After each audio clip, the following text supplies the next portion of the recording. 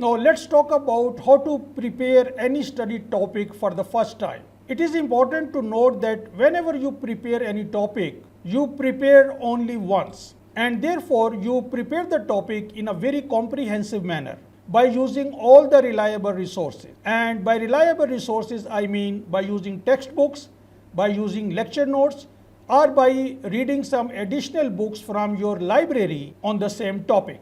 You should not Google the information. I don't recommend Googling.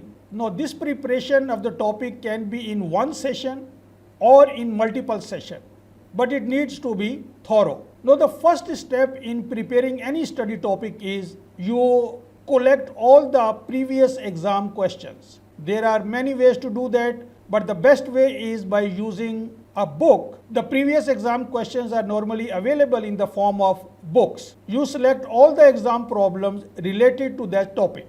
Then you add some more questions by looking at the end of your textbook chapter. There you will find few more questions about that topic at the end of the chapter. And the third way of adding some more questions about the topic is that during the lecture there might be some questions in your mind that you have noted in your notes. You add those questions to this list as well and prepare a list of all the questions related to that topic.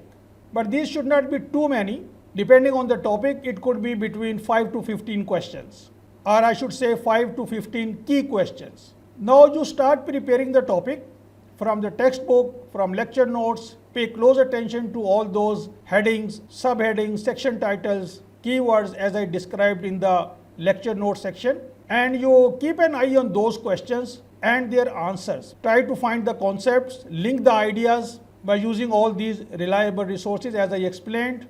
Now, how to find out that the topic has been prepared? The best way, as someone said, that you know the topic when you can teach it. So a stage will come when you will feel that now you have enough knowledge about this topic and now you are able to teach this to someone else, all these concepts. So this is one way of checking that now you have prepared the topic. But one thing I would add to this is that you try to find out where this topic fits in that subject or in that particular field. In the broader scheme of things, try to find out a big picture and then try to analyze where this particular topic fits in this picture about this subject or about this field of research or the field of study, whatever it might be.